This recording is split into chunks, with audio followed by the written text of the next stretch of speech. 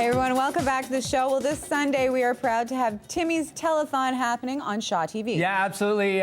Miss Forbes and I will be helping out with the broadcast, and we have lots of friends coming over from Global to help us as well. Kaitlin Herbst is joining us from Global Morning News. Of course, traffic reporter, and Shanel Pratap, Global BC sportscaster. You guys are going to be part of it.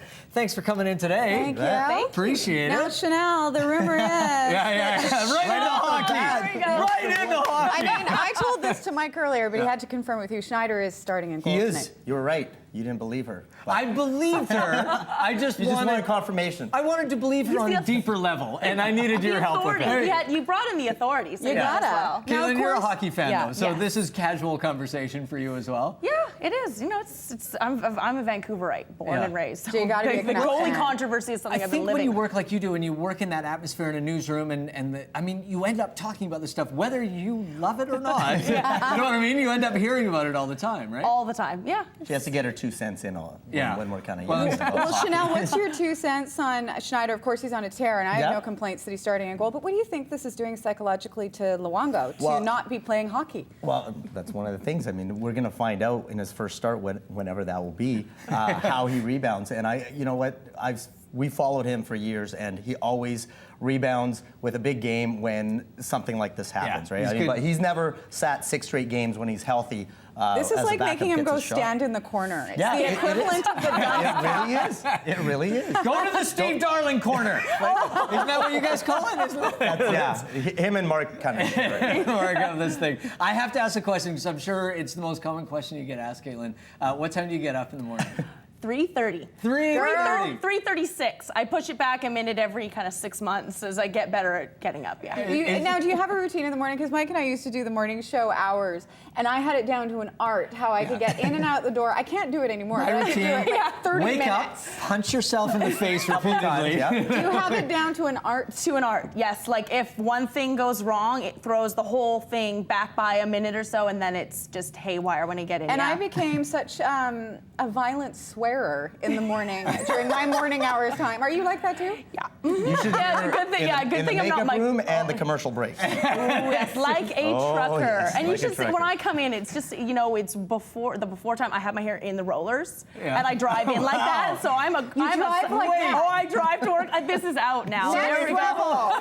If people see Kaitlin on the roads, if you're up at 3:30 in the morning, I'm causing the accidents. you're the crazy girl with the rollers in your hair. Yep. Crazy girl with the rollers.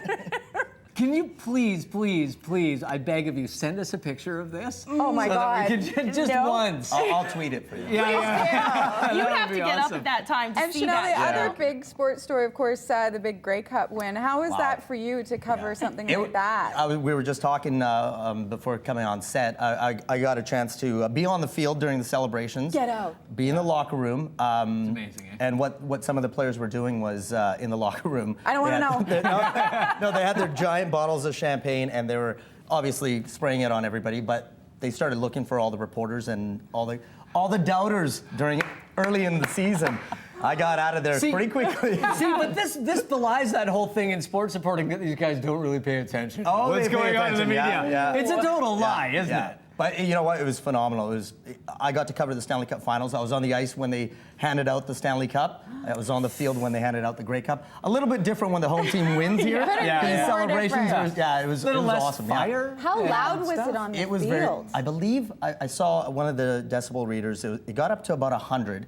But being in the press box, it was just louder, and the roof closed. It was that much more louder. But it was pretty wild. It was cool. So we've had a good year and a half in Vancouver with our sports. Yeah, no kidding. I know everyone forgets that it really was. It was a good run. Yeah, it was a lot of fun. In the lead up, even after a couple game win, like one game when we won, it was just the amazing electricity. Like, even that, couldn't have imagined. Speaking of electricity, when you work in Fiona and I sort of worked beside a newsroom at one stage in our career, but when a big story they wouldn't breaks, let us in. but when something happens, when there's a big story and something happens, It's a pretty special place to be, isn't it? Inside a newsroom and watch how everything's coming together. It's the best. That's what I live for. I mean, my background is news. So, you know, when something's going on like that, like the Grey Cup, even like and news, it's just the electricity and everybody's firing on all cylinders. And that's when everybody is at their best. Yeah, Sophie's tripping over the camera tracks. Steve's in the bad kid corner. Oh my gosh, those were nasty. And she's going to be at the Timmy's Telethon with us, and we have to chat about that. Thank you so much for coming and helping us with this. It's going to be a lot of fun. Yeah, thank you for inviting us. How much fun is this for you? I mean, to get a chance, we talk about it all the time, but to get a chance, you know, we all love our jobs and we're very lucky in what we do, but to get a chance to sort of be part of something that's creating a community and raising money and stuff is always a pretty special opportunity. Just to be able to do this in what we do, like it's, you know, it's do something I love to do, and then help kids, and kids especially. Like that's I don't have any. I love them though. Yeah, you can have a couple of mine actually. You know, I was going to say one, but I have share. 3. Around Christmas time, I'd love to borrow them because then it's not so weird that I want to go on the train and I want to go see the Woodward's windows.